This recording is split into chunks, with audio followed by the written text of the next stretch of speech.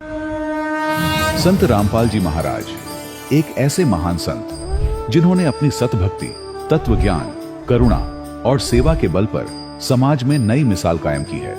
संत रामपाल जी महाराज की अगुवाई में उनके सभी सतलोक आश्रमों से समाज कल्याण के अद्भुत कार्यों ने समाज को सुनहरे भविष्य की एक नई उम्मीद दिखाई है।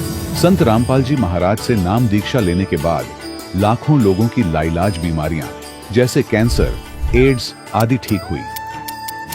संत जी के ज्ञान से प्रेरित होकर उनके अनुयायियों ने लाखों यूनिट रक्तदान किया। संत जी ने लाखों बहन बेटियों का दहेज मुक्त विवाह करवाया।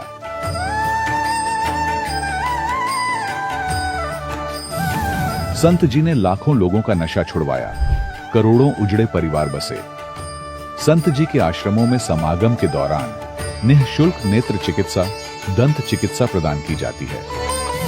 संत रामपाल जी महाराज द्वारा समय समय पर पर्यावरण संरक्षण के उद्देश्य से बड़े स्तर पर वृक्षारोपण किया जाता है।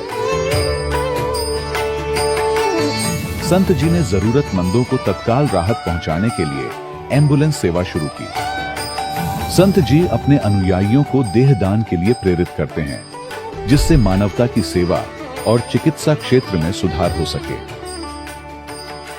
संत रामपाल जी महाराज के सभी आश्रमों में हर रोज निःशुल्क भंडारा आयोजित किया जाता है, जहां हर वर्ग, हर जाति और हर धर्म के लोग एक साथ बैठकर भोजन करते हैं।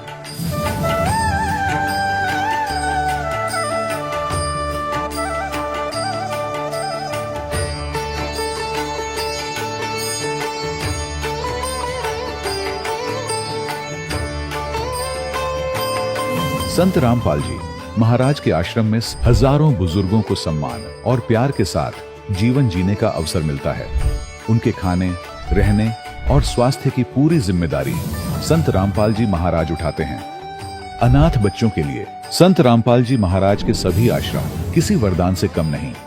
यहाँ उन्हें शिक्षा, संस्कार और भविष्य के लिए बेहतर अवसर प्रदान किए जाते हैं। चाहे बाढ़ हो, भूकंप या महामारी, संत रामपाल जी महाराज और उनके अनुयायी हमेशा ही जरूरतमंदों के लिए सबसे आगे खड़े रहते हैं।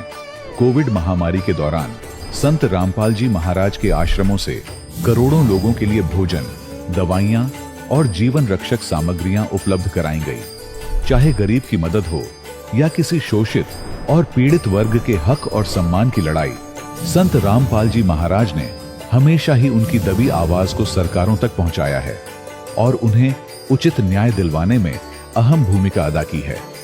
समाज में आध्यात्मिक और सामाजिक मूल्यों के प्रति जागरूकता लाने में संत रामपाल जी महाराज हर कदम पर मानवता के सच्चे सेवक साबित हुए हैं। संत रामपाल जी महाराज का जीवन हमें सिखाता है कि सच्ची सेवा वही है जो निस्वार्थ भाव से की जाए। आइए हम भी इस महान सेवा के कार्य में इस महान संत से जुड़ें और संत रामपाल जी महाराज से नाम दीक्षा लेकर अपने जीवन को धन्य बनाएं।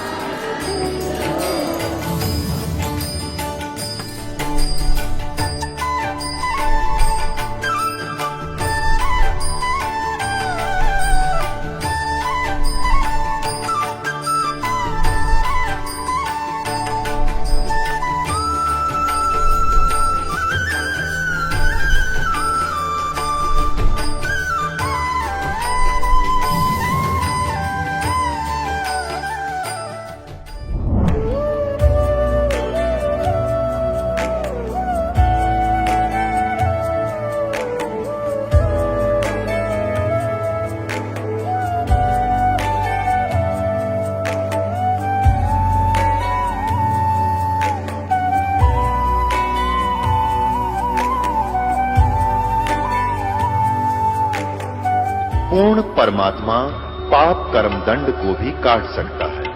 अभी तक जिस भी संत व महापुरुष से मिले, उन्होंने यही बताया कि पाप कर्म फल भोगने से ही समाप्त होगा। वो प्रभु कौन है जो पाप कर्म को काट देता है, वो काल के बंधन से छुड़वा देता है। उसका क्या नाम है, पूजा की विधि क्या है? कृपया अवश्य सुनिए जगत गुरु तत्वदर्शी संत रामपाल जी महाराज के अमृत वचन। नमस्कार दर्शकों, नशा एक ऐसा जहर है जो न केवल व्यक्ति के जीवन को बर्बाद करता है, बल्कि परिवार और समाज के लिए भी कहर बन जाता है।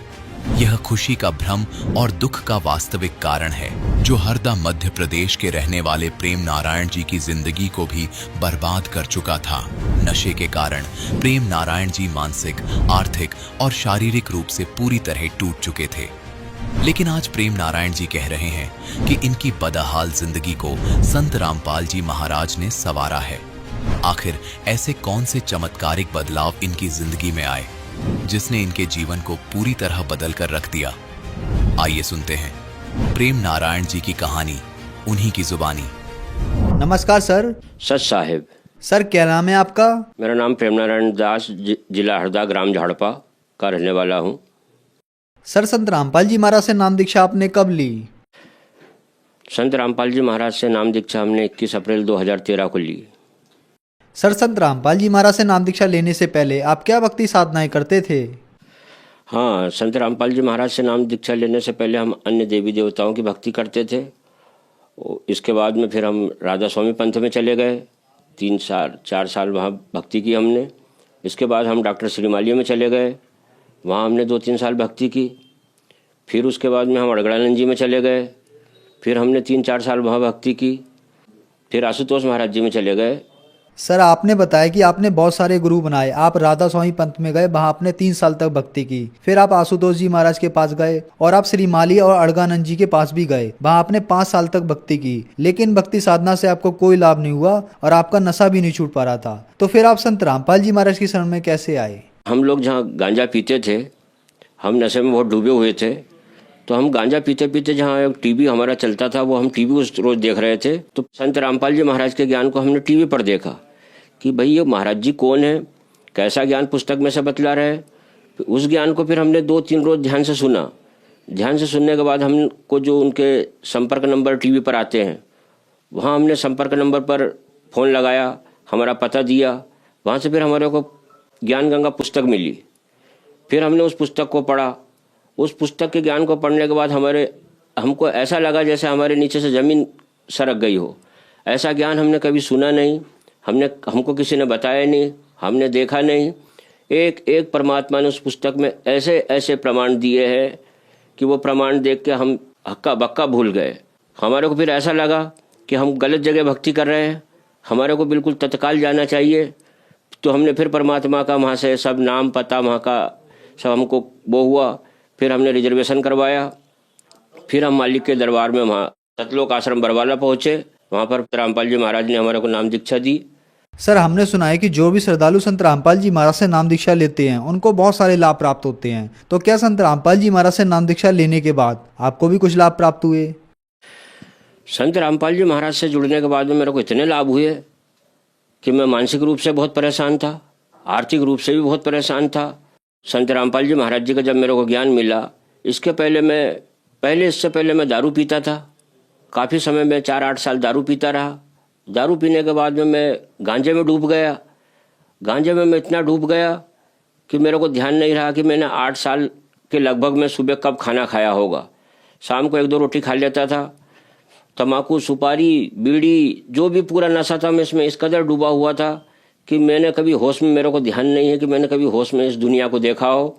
मेरे को ऐसा लग भी नहीं रहा था कि मैं इस दुनिया को होश में देख पाऊंगा, क्योंकि मैं बिल्कुल मरने की कगार पे आ गया था।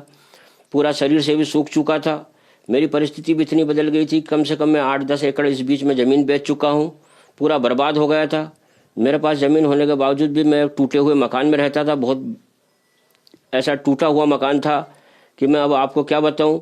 संत रामपाल जी महाराज से दीक्षा लेने के बाद मालिक ने मेरे को आर्थिक, आध्यात्मिक और मानसिक, भौतिक सारे लाभ, परमात्मा ने इतने लाभ दिए, मैं आपको क्या लाभों को गिनाऊं।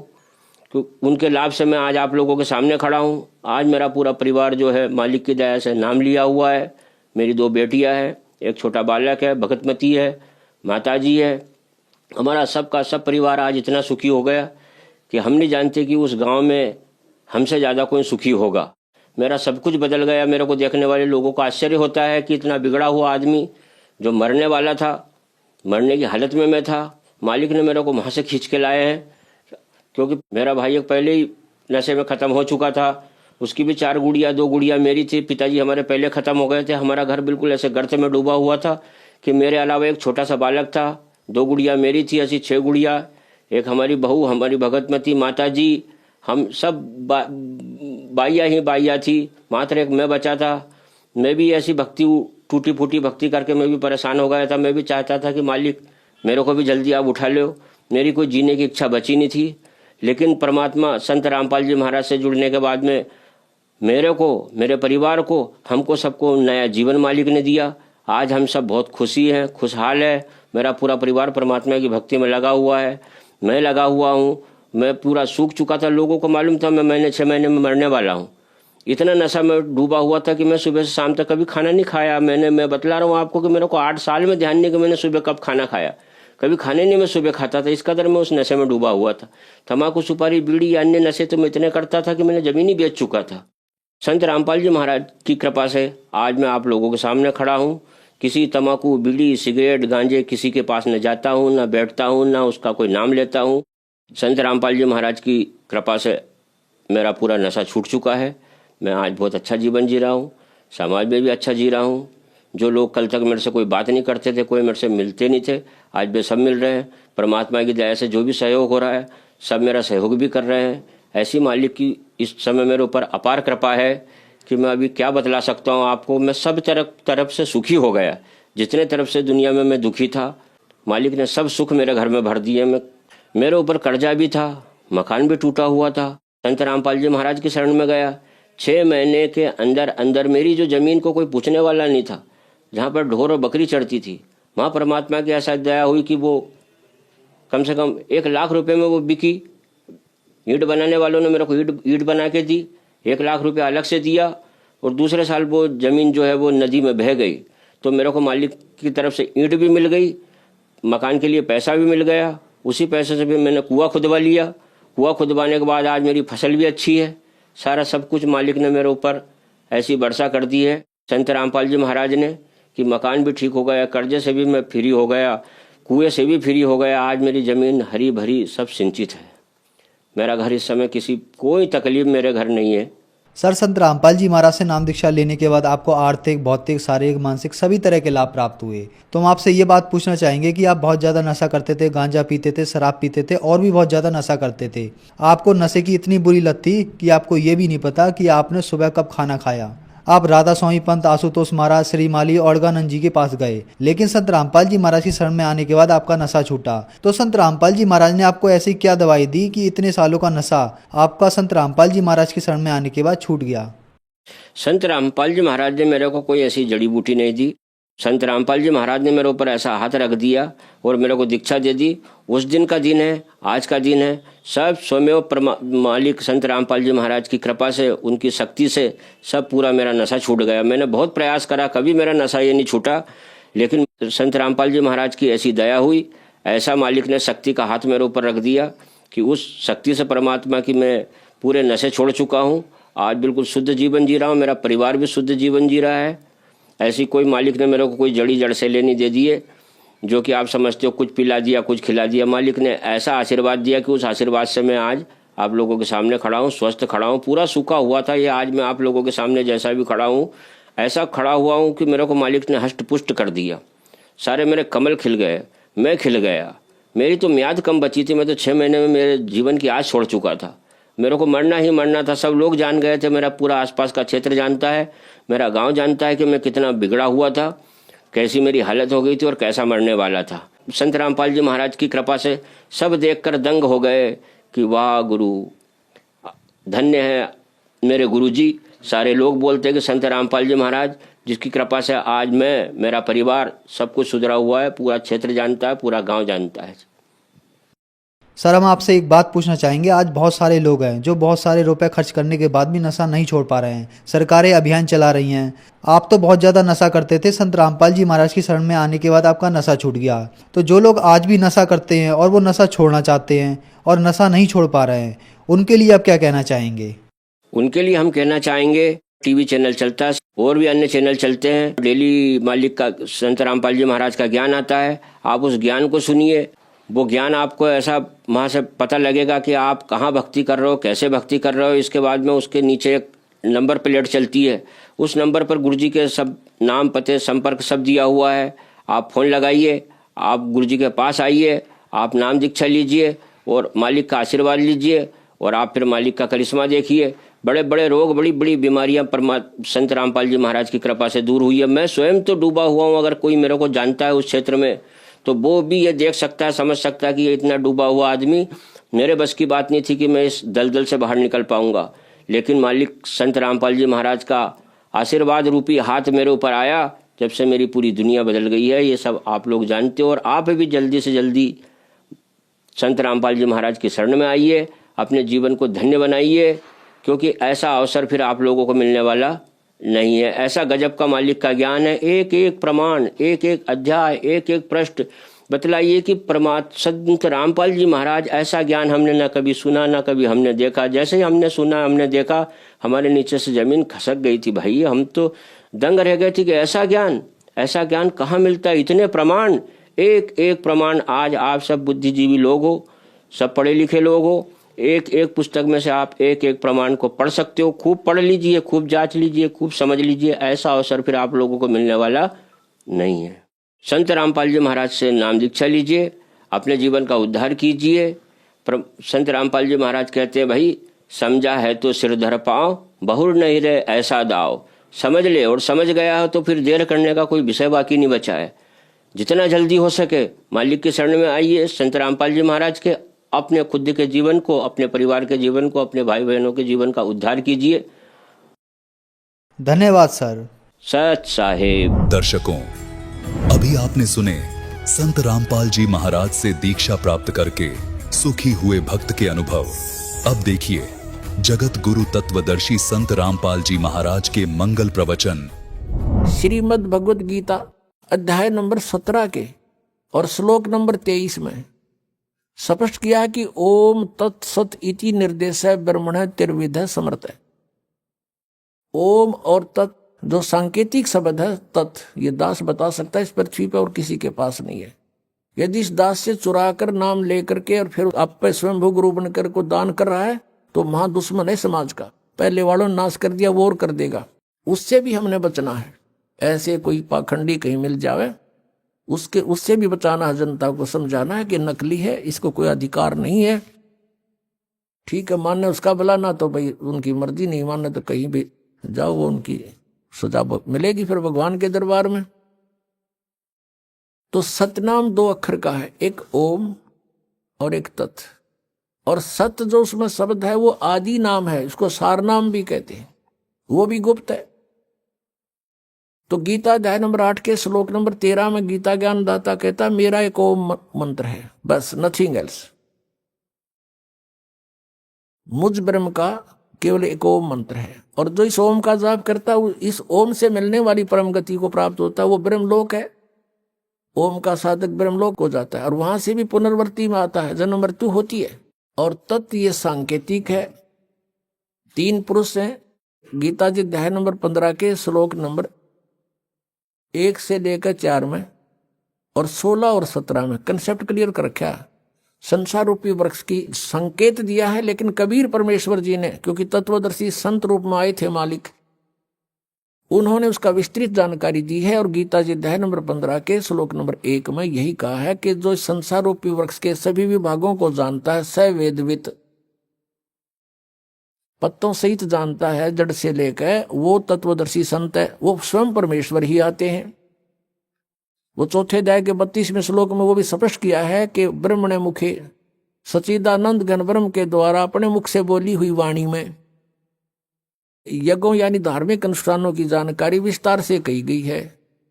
चौथे अध्याय के 34वें श्लोक में कहा कि उस तत्व ज्ञान को तत्वदर्शी संत ही जानते हैं, उनसे पूछो। अब एक तो परमात्मा स्वयं आकर बोल कर गए तत्वदर्शी संत के रूप में, वह तो ब्रह्मणे मुखे होगी, परमात्मा की बोली हुई वाणी, कबीर वाणी। और फिर उस वाणी को कोई समझेगा, वो तत्वदर्शी संत है। तो आज तक कबीर परमेश्वर की वाणी को कोई नहीं समझ सका। इस दास पर मेहर करी परमात्मा ने, इन सदग्रंथों को जाना, सद्बुद्धि दी परमेश्वर कबीर जी ने और उनको खोला।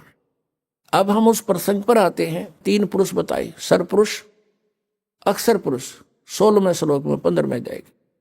फिर ये इनके विषय में बताया कि ये भी नाशवान, इनके अंतर्गत जितने प्राणी इनके लोक में वो भी नाशवान, केवल जीव आत्मा किससे की नहीं मरती, वो तो गधे की भी ना मरती। फिर 17वें श्लोक में 15वें अध्याय में कहा है कि उत्तम पुरुषत्व अन्य है। वो उत्तम पुरुष तो कोई और है, इन दोनों से न्यारा है, और वही परमात्मा कहलाता है। और वही लोकचर्यम अविषय विवर्ती अवय ईश्वर है। वो तीनों लोकों में प्रवेश करके सबका धारण पोषण करता है, वो है अविनाशी भगवान। तो ये 3 मंडल हैं, 3 लोक हैं। एक तो 3 लोक इस काल ने नकल करे रखी है सतलोक की। इसने अपने एक ब्रह्मांड में भी अलग अलग लोक बना रखे हैं, जैसे पृथ्वी लोक, पाताल लोक और ऊपर स्वर्ग लोक। ये भी 3 लोक कहलाते हैं। और ये 3 लोक अलग है। एक तो ब्रह्म का लोक सरपुरुष का, और एक अक्षर पुरुष का लोक। ब्रह्म का जो सरपुरुष का कितना क्षेत्र है, 21 ब्रह्मांड है इसके लोक में, और अक्षर पुरुष के 7 संख ब्रह्मांड है, वो उस अक्षर पुरुष का लोक। और तीसरा जो है वो ऊपर के लोक हैं, सतलोक, अलखलोक, अगमलोक और अनामी लोक। तो उन 4 लोकों में परमात्मा कबीर जी ही अन्य रूप धारण करके रहते हैं मनुष्य दृश्य ही। तो इस प्रकार ये 3 पुरुष, पुरुष माने परमात्मा, 3 प्रभु। तो सरपुरुष का ये ओम मंत्र है जिसको ब्रह्म कहते हैं। अक्षर पुरुष का ये तत्व है जो सांकेतिक ये दास बताओगा, जो ये तत्व और ओम मिलकर के सतनाम बनेगा। तो ओम के मंत्र की कमाई हमें काल से छुटवाएगी। और तत्व मंत्र की जो है, हमने 7 संख ब्रह्मांडों को पार करना है अक्षर पुरुष के, उनका ऋण है, उसकी कमाई है। और जो सार नाम है, आदि नाम है, वो मंत्र हमें सतलोक में स्थायी स्थान दिवाएगा। तो इस प्रकार परमात्मा पावेगा। अब हम उसी प्रसंग पर आते हैं कि इन राधा स्वामी वालों को, इस पंथ के जितने भी शाखाएं हैं, इनके पास सत्संग नहीं है, कोरा कुसंग भरा है। इनको सतनाम का नहीं पता। ये आज तक सतनाम से परिचित नहीं हो सके। तो इस सतलोक कहाँ के जाएंगे? नाम जप 5 निरंकार, ओंकार, ज्योति, निरंजन, सोहम और सतनाम। ये सोहम परमात्मा की वाणी से चुराया, करने नो दीदार महल में प्यारा है। निरंकार, ओंकार, ज्योति, निरंजन ये भी वहां से चुरा लिए। जबकि उस करने नो दीदार महल में प्यारा है, उसके अंदर ये 500 नाम काल तक के ही बता रखे हैं, यानी काल के ही डायरेक्ट। इन्होंने इनमें से जैसे एक शक्ति शब्द है, ये सोहम शब्द इन शब्दों में नहीं है। निरंकार, ओंकार, ज्योति, निरंजन ये तीनों काल के जाप हैं। और शक्ति दुर्गा का मंत्र है। और सोहम इन्होंने आप जोड़ दिया इसके अंदर, ये 5 मंत्र वाले। जबकि ये 5 नाम अन्य हैं, ये इन कमलों के खोलने के हैं। जैसे मूल कमल गणेश जी का वासा है, उसका मंत्र आपको दिया जाता है। फिर स्वाद चक्र, उससे ऊपर वो सावित्री और ब्रह्मा का वो मंत्र आपको दिया जाता है। जो नाभि कमल है, जिसमें विष्णु और लक्ष्मी का वास है, उसका मंत्र अलग से दिया जाता है आपको।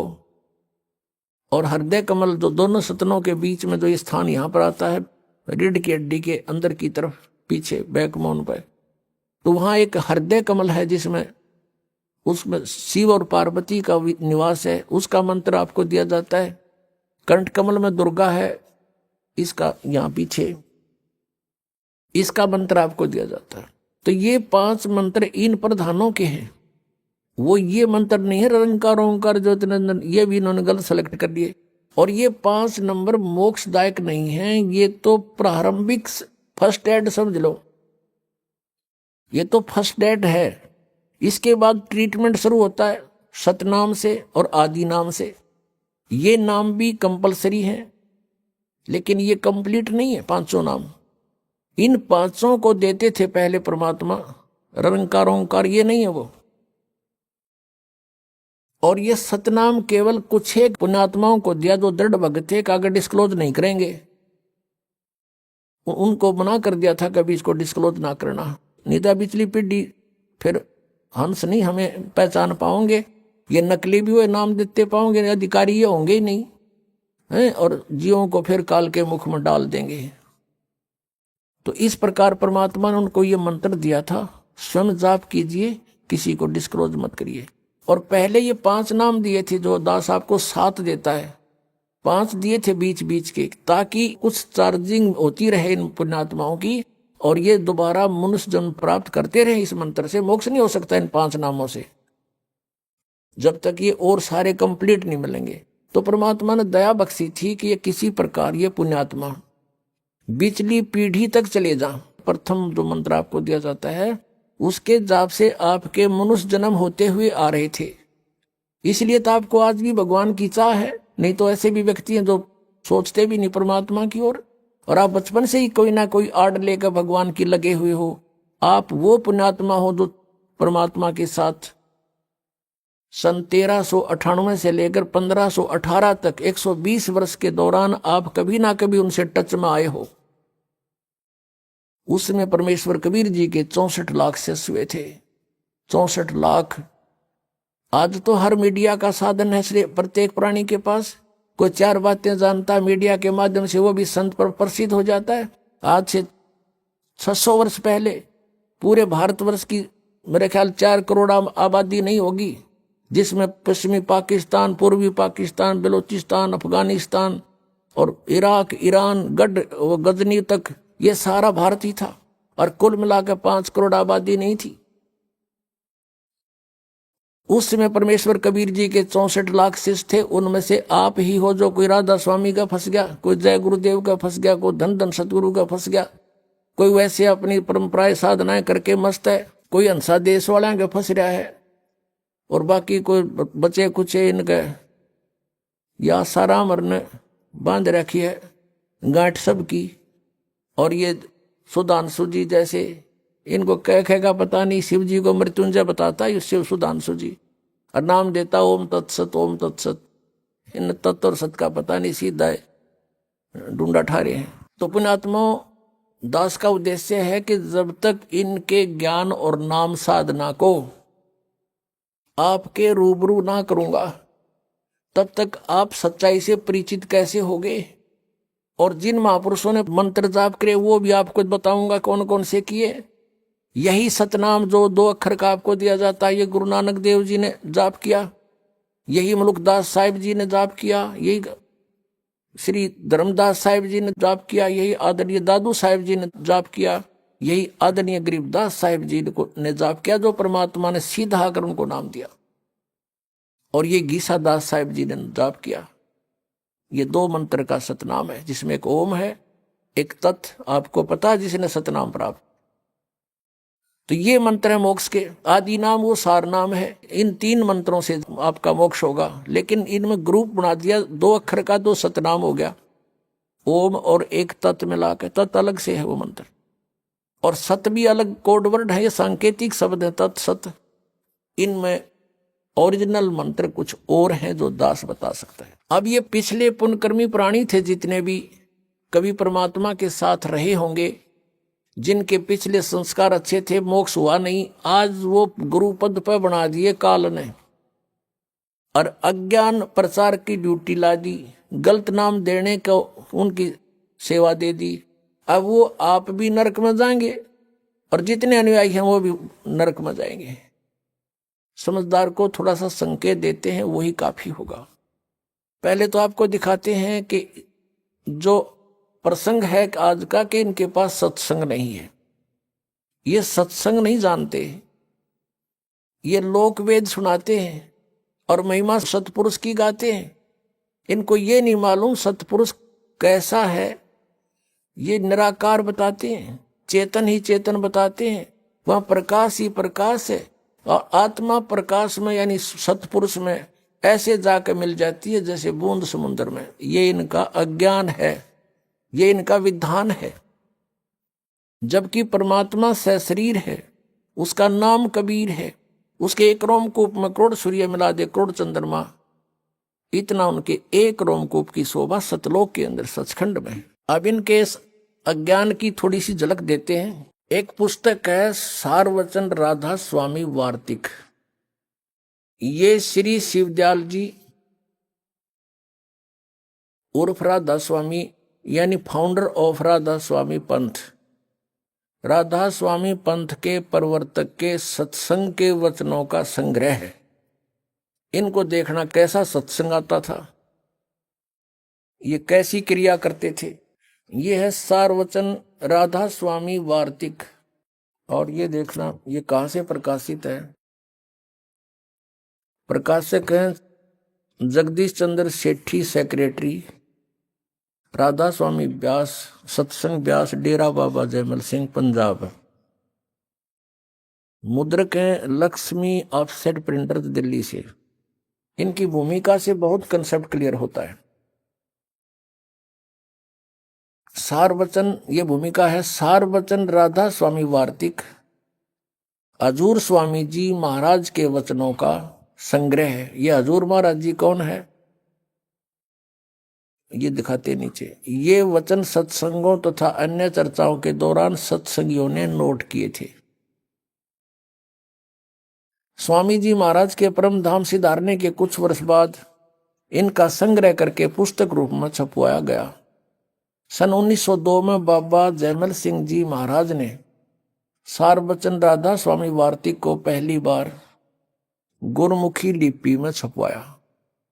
यानी 1902 से पहले भी चल रही थी यह पुस्तक दूसरी भाषा में, लेकिन गुरमुखी भाषा, पंजाबी भाषा में 1902 में बाबा जयमल सिंह जी ने छपवाई और उससे फिर हिंदी में ये छपी।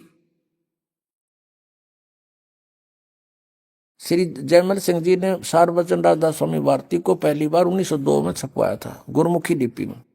प्रस्तुत पुस्तक उसी प्रथम गुरमुखी संस्करण के अनुसार है और अब इसका हिंदी संस्करण प्रकाशित किया जा रहा है।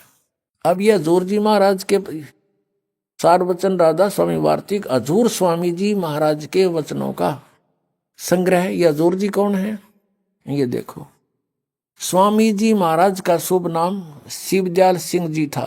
आपने 15 अगस्त 1818 में आगरा शहर में जन्म लिया। आपके पिताजी का नाम सेठ दिलवाली सिंह जी तथा माताजी का नाम महामाया जी था। आपके पूर्वज पंजाब के रहने वाले थे तथा घर में गुरु ग्रंथ साहिब का पाठ किया जाता था। आपके माता पिता हाथरस के प्रसिद्ध संत तुलसी साहिब के भक्त थे।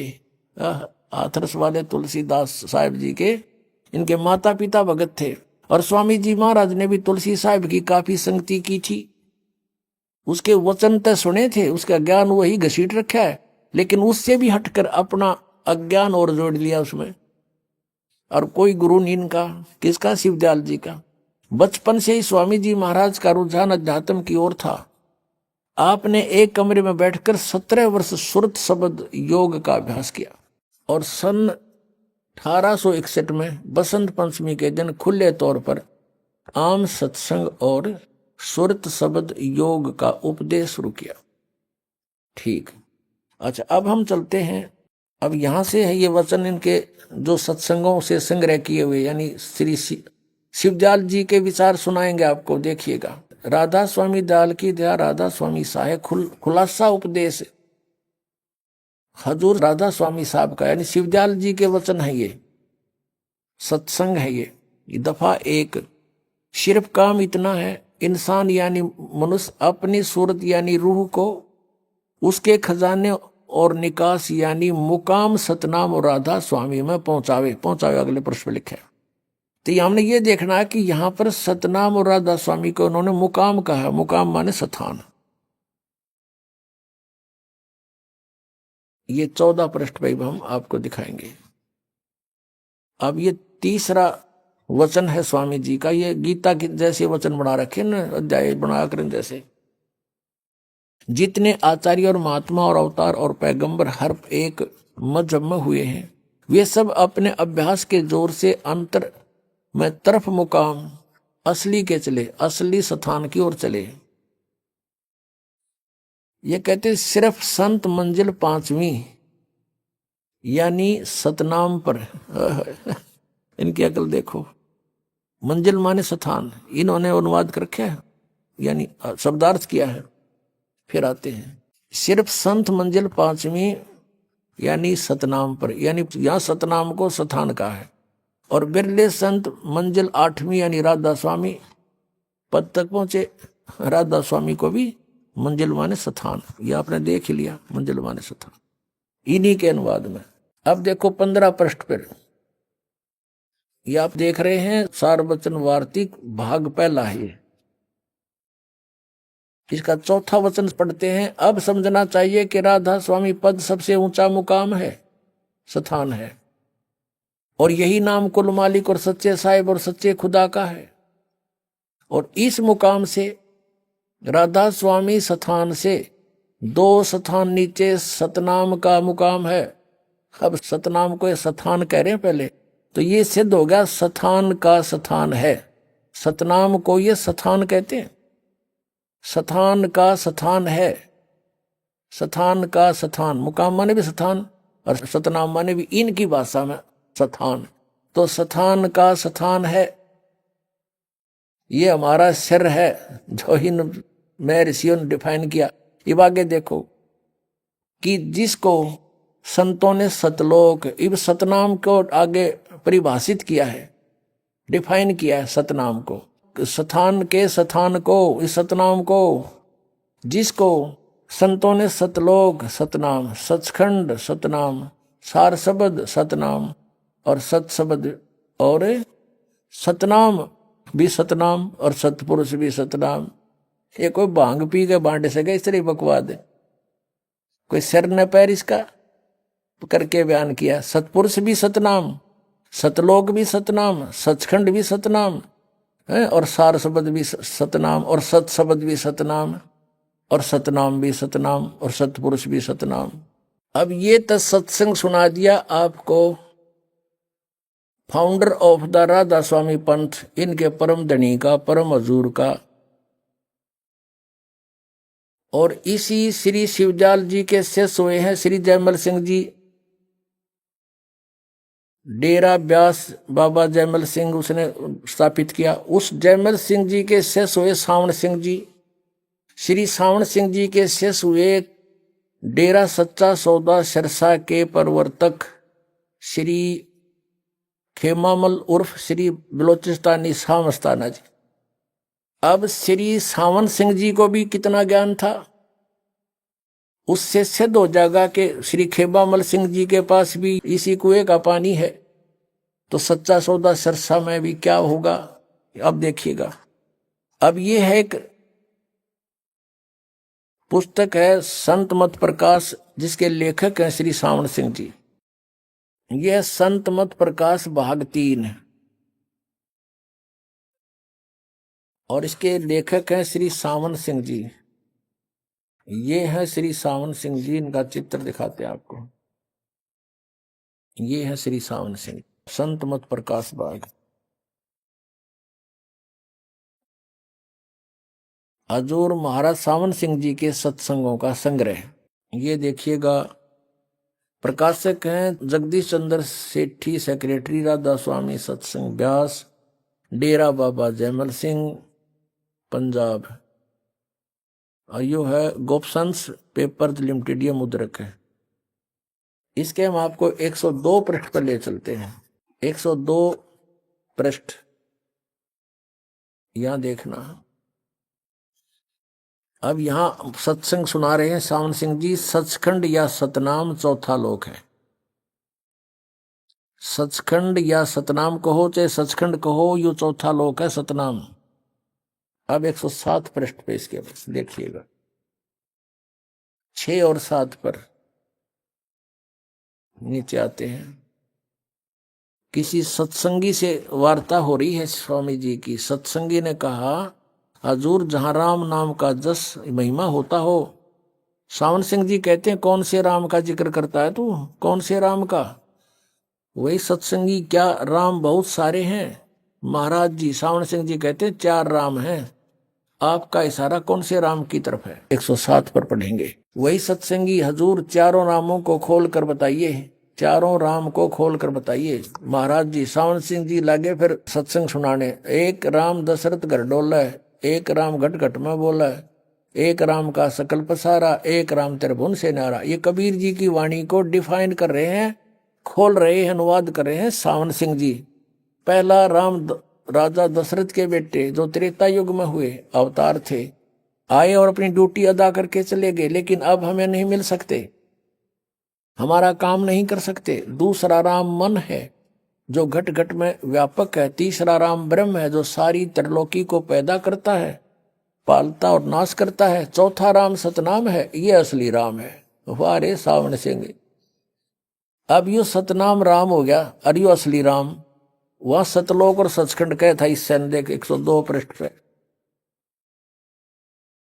ये 102 पृष्ठ पे इसी संत मत भाग प्रकाश 3 के भाग 3 के 102 पे कह रहा है कि सचखंड या सतनाम चौथा लोक है। 107 पे कह रहा है यो असली राम है। हमारे देवताओं खूब समारे तुम मारगरी दुनिया है, काल के मुंह में ठोक दी। हे भगवान, अब आपने वचन देख लिए राधा स्वामी पंथ के मुखिया के और सावन सिंह जी के, इसलिए बताने पड़े क्योंकि इससे एक और शाखा निकली है सच्चा सौदा सिरसा की। ऐसा ही ज्ञान उनके पास है, थोड़ी सी झलक उनकी भी दिखा दें। अब पुस्तक का नाम है सचखंड की सड़क। इसके नाम ने सुनकर तो आदमी कटका मर जा। अक भाई सीधा कति मेटल रोड है और चढ़ार भगवान के दरबार में, और इसमें खख भी नहीं है, कख नहीं है इसके अंदर सतलोक और सचखंड के बारे में। ये डेरा सच्चा सौदा से प्रकाशित है। सचखंड की सड़क पहला भाग है। इसके लेखक हैं दासन दास अजूर महाराज सतनाम सिंह जी, डेरा सच्चा सौदा सिरसा हरियाणा। यानी ये श्री खिगमामल सिंह जी के उत्तराधिकारी हुए सीधे, यानी दूसरे गद्दी नसीन। अब तीसरी गद्दी चल रही है। धन धन सतगुरु तेरा ही आसरा, सचखंड की सड़क भाग पहला। ये वो सतनाम सिंह जी इसके लेखक हैं। और यहां से ये पट छपी है। प्रकाशक ये इंद्र सेन प्रबंधक, डेरा सच्चा सौदा, और मुद्रक भी यही है इंद्र सेन प्रबंधक, परमार्थ उपदेश प्रिंटिंग प्रेस, डेरा सच्चा सौदा, सतनाम सिंह जी मार्ग, सिरसा हरियाणा से। अभी आपने सुने संत रामपाल जी महाराज के मंगल प्रवचन। आइए अब सुनते हैं संत रामपाल जी महाराज से नाम दीक्षा लेकर सतभक्ति करके अद्भुत लाभ प्राप्त करने वाले अनुयायी के विचार। दर्शकों, क्या एक पुस्तक के माध्यम से प्राप्त गुरु का मार्गदर्शन जीवन की तस्वीर को पूरी तरह बदल सकता है? आज हम आपको मिलवाने जा रहे हैं इंदौर के रहने वाले मुकेश जी से। दरअसल मुकेश जी अपनी समस्याओं से इस कदर परेशान हो चुके थे कि एक समय इन्होंने आत्महत्या जैसा कठोर कदम उठाने का पक्का इरादा कर लिया था। पर इसी बीच इन्हें संत रामपाल जी महाराज द्वारा लिखित पुस्तक ज्ञान गंगा मिली। इस पुस्तक में वर्णित शास्त्र, अनुकूल भक्ति और चमत्कारिक अनुभवों को पढ़ने के बाद आज मुकेश जी सुख शांति की राह पर चल रहे हैं। जब इन्होंने अपनी बहन के लाइलाज कैंसर और उसकी पीड़ाओं को दूर करने की गुहार लगाई तो देखिए क्या चमत्कार हुआ। आइए सुनते हैं मुकेश जी की कहानी उन्हीं की जुबानी। नमस्कार सर। नमस्कार साहब। सर क्या नाम है आपका? मुकेश हिरवानी, इंदौर से हूँ। सर संत रामपाल जी महाराज से नाम दीक्षा आपने कब ली? संत रामपाल जी महाराज से नाम दीक्षा मैंने 3 अप्रैल 2016 को ली है। सर संत रामपाल जी महाराज से नाम दीक्षा लेने से पहले क्या आप कोई भक्ति साधनाएं भी करते थे?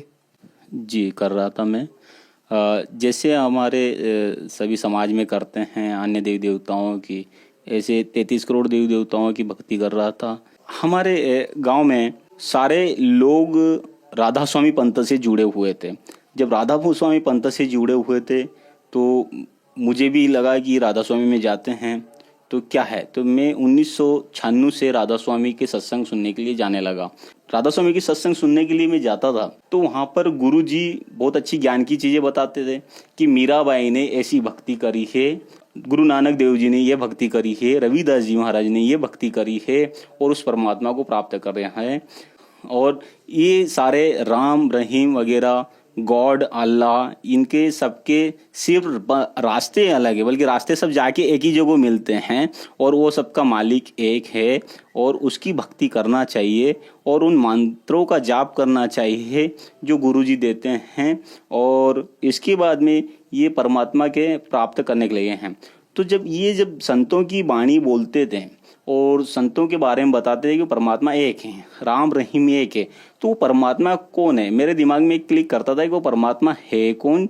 जिसकी भक्ति करते हैं वो परमात्मा के बारे में जानने की कोशिश कर रहा था मैं कि वो परमात्मा कौन है। बल्कि राधा स्वामी के अंतर्गत मैं 17 साल तक गया, उन्होंने अभी तक उस परमात्मा का मुझे नाम नहीं बताया कि वो परमात्मा कौन है। परमात्मा के बारे में मुझे उनके द्वारा बताए हुए यहाँ से नहीं चला। तो वहाँ से मैं आसाराम बापू जी के सत्संगों में गया। मुझे एक हमारे पास में जिया जी थे, उन्होंने बोला कि आसाराम बाबू तो साक्षात सत्संगों के माध्यम में कृष्ण भगवान का अवतार हो जाते हैं, कृष्ण भगवान प्रकट हो जाते हैं। उनको चलो विष्णु भगवान की भक्ति करके देखें, कई परमात्मा अपने को साक्षात मिल जाएं। जब आसाराम बाबू जी के पास में गया तो उन्होंने 7-8 मंत्रों का उच्चारण बताया। 7-8 मंत्र बताने पर उन्होंने बोला कि आपको जो उचित लगे, जो पसंद आए, आप उसकी चॉइस कर लो और उसकी भक्ति चालू कर दो, माला करना चालू कर दो। 10 माला करो डेली, सुबह 10 माला शाम को। उनको चलिए मैंने लिया, मैंने को चलो विष्णु भगवान की भक्ति करें। तो 4 साल तक मैंने विष्णु भगवान की भक्ति भी चालू करी। बल्कि वो भक्ति करने से भी मुझे बहुत कष्टों से गुजर रहा था, काफ़ी दुखों से गुजर रहा था, बड़ा परेशान हो रहा था। यहाँ तक कि ये कंडीशन आ गई थी कि मैं कहीं सुसाइड कर लूँ। सुसाइड के बारे में मैंने जैसे सोचा, उनको नहीं, ये तो कोई उपाय ही नहीं है कि सुसाइड किया जाए, बल्कि उससे निपटा जाए। तो इस बीच में नवरात्रि का समय था। नवरात्रि में मैं हमारे इंदौर जिले के पास में देवास जिला है, वहाँ पर चामुंडा देवी माता का बहुत बड़ा मंदिर है, प्रसिद्ध मंदिर है। हम पूरे परिवार के साथ में माता जी के दर्शन करने के लिए गए। जब दर्शन करने के लिए हम चढ़े तो टेकरी के पास में ही वहाँ पर कुछ संत रामपाल जी महाराज के शिष्य जो थे वो ज्ञान गंगा पुस्तक की सेवाएं कर रहे थे। मैं उसके पास से थोड़ा आगे बढ़ा, वो ज्ञान गंगा लिखा हुआ जो था वो मुझे अट्रैक्टिव लगा, मुझे आकर्षित ज्ञान गंगा ने करा। मैं वापस रिटर्न आया, मैंने देखा, मैंने कहा भाई उस पुस्तक को लिया, अच्छी लगी मुझे। घर पे आने के बाद में उसको पढ़ा। घर पे आने के बाद में मैंने जब उसको पढ़ा तो उसमें जब देखा तो बहुत सारा अलग ज्ञान लिखा था, बल्कि ये नहीं मालूम था कि ये ज्ञान देने वाला भी यहाँ पर मौजूद है, ये पता नहीं था मुझे, क्योंकि पुस्तक में लिखा होगा। ये करके मैंने रख दिया।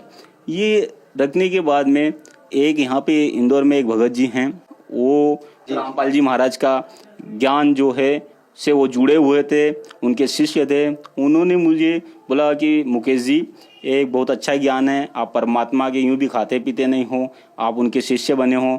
बल्कि ये आसाराम बापू जी का जो पंथ हैं, ये हैं पंथ तो सभी अच्छे हैं, बल्कि ये जो भक्ति विधि है ये गलत भक्ति विधि है।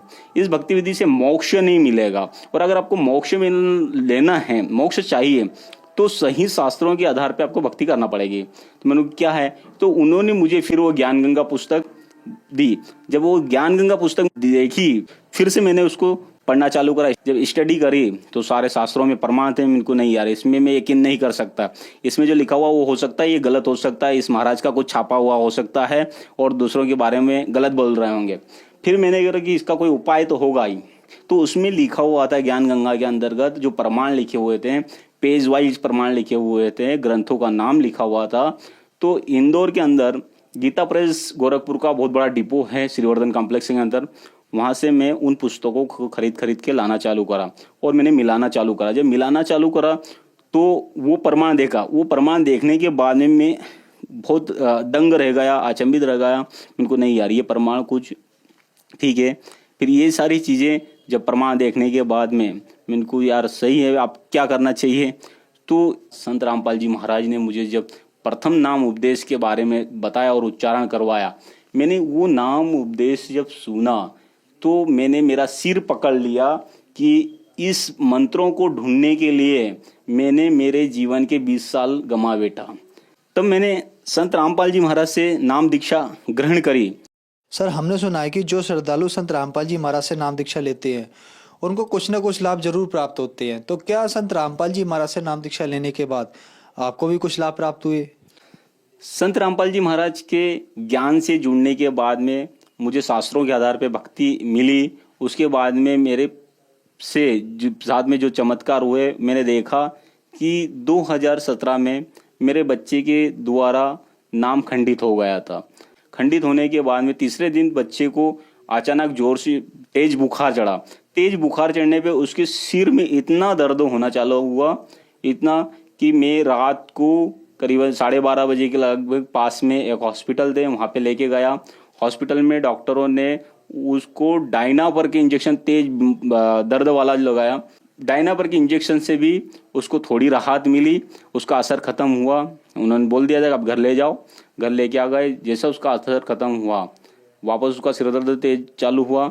सुबह परेशान हो गए हम लोग कि अब ये क्या करना चाहिए, क्योंकि वो इंजेक्शन लगाने से उसका असर खत्म होने के बाद में वापस चालू हुआ।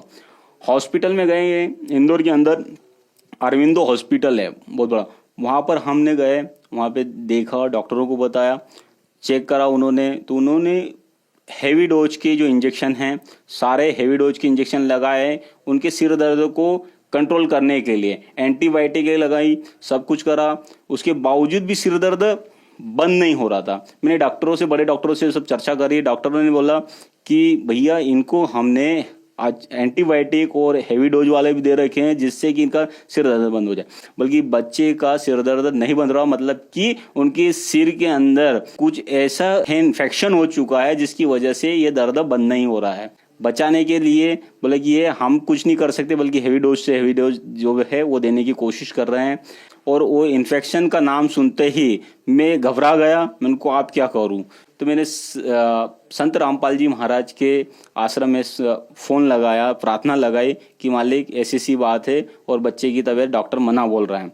जब मैंने ये प्रार्थना लगाई तो उन्होंने बोला कि संत रामपाल जी महाराज दया करेंगे, आप भक्ति करते रहो, मंत्रों को उच्चारण करते रहो। तो परमात्मा संत रामपाल जी महाराज की ये दया हुई कि बच्चे को धीरे धीरे उसका सुधार होना चालू हुआ। डॉक्टरों ने बोला था कि इनके शरीर में पूरा इन्फेक्शन है, इनके बॉडी से केमिकल निकालेंगे, इनकी रीढ़ की हड्डी से पानी निकालेंगे और उसको टेस्ट करने के लिए डॉक्टरों ने उनका सीटी स्कैन करवाया, एक्सरा करवाया और 5 रोज में एक रिपोर्ट आई थी। वो सारी बॉडी में से पीछे की रीढ़ की हड्डी से पानी निकाला था। उन्होंने बोल दिया था कि इस बच्चे को हम पानी निकालने की हमारी कोई गारंटी नहीं रहेगी, इसको लकवा भी मार सकता है, इसको कुछ भी हो सकता है, कभी भी कुछ भी हो सकता है। मैंने उन पे यकीन ना करते हुए मेरे जितने भी मित्र डॉक्टर थे सबसे फोन पे बात करी, उनको इससे क्या क्या नुकसान हो सकते हैं। तो उन्होंने बोला कि यार ऐसा हो सकता है। उनको यार ये तो आप परमात्मा ही करे, संत रामपाल जी महाराज की ही दया हो सकती है, वही ठीक करते हैं। क्योंकि हम सत्संग सुनते थे और सत्संगों के माध्यम से हमें पता चलता था कि संत रामपाल जी महाराज अगर जो भक्ति बता दे वो भक्ति करते हैं तो उससे फायदा होता है। तो ये हुआ कि उनकी जब प्रार्थना लगाने के बाद में सुधार चालू हुआ, बच्चा ठीक हो गया और लेके आ गए। संत रामपाल जी महाराज की दया से ही बच्चा ठीक हुआ और आज वो भी खुश है और भक्ति कर रहे हैं। और दूसरा एक और चमत्कार अभी नया हुआ था। मेरी सिस्टर ने संत रामपाल जी महाराज से नाम दीक्षा ग्रहण करी। उन्होंने ग्रहण करने के बाद में उन्होंने ठीक से मर्यादा नहीं रखी, नाम खंडित कर लिया। नाम खंडित होने के बाद में उनको बहुत बड़ी गंभीर बीमारी, कैंसर की बीमारी हुई। ये मुझे नहीं पता चला। जब उनको ज़्यादा तकलीफ होने लगी और तकलीफ होने के बाद में उन्होंने सबसे पहले है मेरी पत्नी को बताया कि भाभी ऐसी ऐसी प्रॉब्लम है। उनको ये कब से है, बोले कि ये मुझे करीब 3 से 4 साल हो गए। मैंने को बहन बताना चाहिए इतनी बड़ी बीमारी। मैंने को चलिए दिखाते हैं। मैंने मेरे पर्सनल डॉक्टर को दिखाया। डॉक्टर को दिखाने के बाद बोला, बोले मुकेश जी इसका अपने को एक बायोप्सी करवाना पड़ेगा, बायोप्सी एक, जिससे इसका टेस्ट होता है और वो टेस्ट बाहर होके आते हैं। मैंने को चलिए ठीक है। मैंने को टेस्ट बोले 3,000 रुपये की ये रहेगी और ऑपरेशन का मिला के 4,000 रुपये लगेंगे। मैंने को चलिए ठीक है। उन्होंने एक फीस निकाला, बायोप्सी के लिए पहुंचाया और जब उसकी रिपोर्ट आई तो पता चला है कि 3 ग्रेड का जो कैंसर है वो 3 ग्रेड का कैंसर क्रॉस हो चुका था और 4थे ग्रेड में लगने वाला था। उन्होंने बोला कि ये 4थे में आप ज़्यादा समय नहीं लगेगा। उनको 4थे की स्टेप होती कैसी है, चौथा हम कैसे पहचानेंगे कि चौथा है। बोला कि जब शरीर में कैंसर होता है, जगह जगह कैंसर की गांठें बनने लग जाती हैं, ब्लास्ट होने लग जाती है, ठीक है ना, और तकलीफ ज़्यादा बढ़ जाती है। समझ लीजिएगा ये चौथे ग्रेड का है। उन्होंने मुझे पूरी जानकारी दी, मैंने वो जानकारी मेरी बहन को नहीं बताई, क्योंकि मैं तो उसको बताऊंगा तो और जिएगी कैसे वो। उनको ब्रेस्ट कैंसर का था, एक की जगह दूसरी जगह भी हो गई। उनके पूरे हाथ में, दाहिने हाथ में उनका इतना मोटा हाथ हो गया और उसे फट रहा था। ये सारी चीज़ें मैं देख रहा था, इनको आप ज़्यादा ही हो गई। संत रामपाल जी महाराज जी, उनके बहन आप शुद्धिकरण करवाओ। संत रामपाल जी महाराज से नाम दीक्षा लेके पुनः उपदेश करवा के शुद्धिकरण करवाया और उनको नाम दीक्षा दिला दी, भक्ति करवाई। धीरे धीरे ट्रीटमेंट चलता रहा। संत रामपाल जी महाराज के आश्रम में प्रार्थना करी और मालिक से बात ये करे कि आप भक्ति करो तो परमात्मा दया करेंगे, संत रामपाल जी महाराज दया करेंगे, परमात्मा दया करेंगे और आप भक्ति करते रहो। भक्ति करते करते उनको फिर सतनाम मिल गया 4 महीने के बाद में। तो उनको बहन को फिर हॉस्पिटल में लेके गए, डॉक्टरों को दिखाया। डॉक्टरों ने बोला कि इसको हमारे बस की बात नहीं है। बस की बात इसलिए नहीं कि इनको पूरा बॉडी में फैल चुका है कैंसर का, पूरा बॉडी में। ये जो दाहिना हाथ था, दाहिना हाथ भी इतना हो गया था और बोले कि हमारे वो बस का बात नहीं है, आप कुछ भी कर सकते हो, जो ट्रीटमेंट चल रहा है इसमें संतुष्टि रखना पड़ेगी। जब ये चीज़ मेरे भांजे ने मुझे बताया, मामा ऐसी कंडीशन बन रही है, मैं बाहर बैठ के हॉस्पिटल के बाहर खूब रो रहा था। हम इनको एक काम करें, अपन संत रामपाल जी महाराज के वहाँ पर अपना अर्जी लगाएं, एक लास्ट अर्जी लगा दें, अब जो भी परमात्मा दया करेंगे। जब वहाँ संत रामपाल जी महाराज के आश्रम में मैंने फ़ोन लगाया, प्रार्थना लगाई। प्रार्थना करने के बाद में उन्होंने बताया कि आप सतनाम का सुमरण करो और संकल्प कर लो। मैंने एक संकल्प करा वहीं से और परमात्मा की ऐसी दया हुई। संकल्प करने के बाद में संत रामपाल जी महाराज की ऐसी दया हुई कि 15 मिनट के बाद में बहन को आराम मिलना चालू हुआ। आराम मिलने के बाद में उन्होंने 20 मिनट बाद में वहीं पर आने की अनार खाया, कुछ अनार खाने के बाद में वो सुधार होना चालू हुआ। सुधार होते होते आज बहन पूर्ण ठीक हो चुकी है। और जिसको मतलब 4 महीने जो बहन बिस्तर पे कभी सोई नहीं थी, पीठ नहीं लगाया होता, आज वो संतुष्ट सो रही है। और दया परमात्मा की, संत रामपाल जी महाराज की है कि अभी वो ठीक है और मालिक की भक्ति कर रही है। संत रामपाल जी महाराज की ऐसी दया रही कि बगैर ऑपरेशन के, बगैर दवाई के परमात्मा की दया से ठीक है बहन। और डॉक्टरों ने जो बोल दिया था कि इसको चौथे स्टेप का जो कैंसर जो फैला हुआ है, पूरी बॉडी में फैल चुका था, बोले कि इससे हमारे बस की बात नहीं, आप घर ले जा सकते हो इसको, बल्कि परमात्मा की ऐसी दया है कि अभी वो पूर्णतः ठीक है। उनका पूरा परिवार जुड़ चुका है। हाँ, एक इससे फायदा ये हुआ है संत रामपाल जी महाराज की कि जो बाहर के जो भाई जो लोग जुड़े नहीं थे, वो बोलते थे कि आपको जुड़ने से, संत रामपाल जी महाराज की पूजा पाठ करने से, भक्ति करने से क्या फायदा होता है। संत रामपाल जी महाराज की भक्ति का, संत रामपाल जी महाराज का विरोध करते थे, वो आज उनकी भक्ति विधि से, उनके बताए हुए हम कर रहे हैं तो वो भी खुश हैं और वो अभी सत्संग देखने लग गए हैं। सर, संत रामपाल जी महाराज से नाम दीक्षा लेने के बाद आपको बहुत सारे लाभ प्राप्त हुए, तो जो श्रद्धालु आज आपको देख रहे हैं और वो भी किसी न किसी बीमारी या कैंसर के मरीज हैं, उनके लिए आप क्या कहना चाहेंगे? मैं ऐसे भाइयों से निवेदन करना चाहूँगा कि आप संत रामपाल जी महाराज से नाम दीक्षा लें, ग्रहण करें। और ग्रहण करने के बाद में बहुत सारी बीमारियां हैं और उनसे आप बच सकते हो, छुटकारा। और घर में सुख शांति भी आती है उससे। आपको कि सुख शांति भी चाहिए व्यक्ति को। इस समाज में आज की कंडीशन ऐसी है कि व्यक्ति तकलीफों से गुजर रहे हैं। सही भक्ति करेंगे तो सुख शांति होंगे। और आप सारे से निवेदन है कि आप संत रामपाल जी महाराज की शरण ग्रहण करिएगा और जल्दी से जल्दी आइएगा। सर, संत रामपाल जी महाराज से नाम दीक्षा कैसे ली जा सकती है? संत रामपाल जी महाराज से नाम दीक्षा लेने के लिए टीवी चैनलों पे सत्संग आते हैं। उनके नीचे एक पट्टी चलती है, पट्टी पे नंबर रहते हैं, उन नंबरों पे आप फ़ोन लगा सकते हो। फ़ोन लगाने के बाद में आपको बता दिया जाएगा कि हर जिले में अभी सेंटर खुल चुके हैं नाम दीक्षा के, वहाँ जाके आप नाम दीक्षा ग्रहण कर सकते हैं। संत रामपाल जी महाराज से नाम दीक्षा ग्रहण करके आप मोक्ष प्राप्त कर सकते हो, सुख शांति प्राप्त कर सकते हो। धन्यवाद सर। सत साई।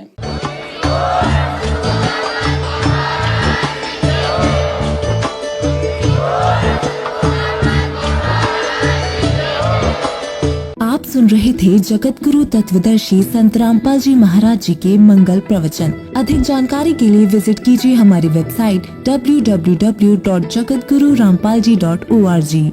संत रामपाल जी महाराज जी के शुभ आशीर्वाद से पूरे विश्व भर में 500 से भी ज्यादा नाम दीक्षा केंद्र हैं, जिन पर संत रामपाल जी महाराज जी द्वारा ऑनलाइन निशुल्क नाम दीक्षा दी जा रही है। अपने नजदीकी नाम दीक्षा केंद्र का पता करने के लिए संपर्क करें 8222880541।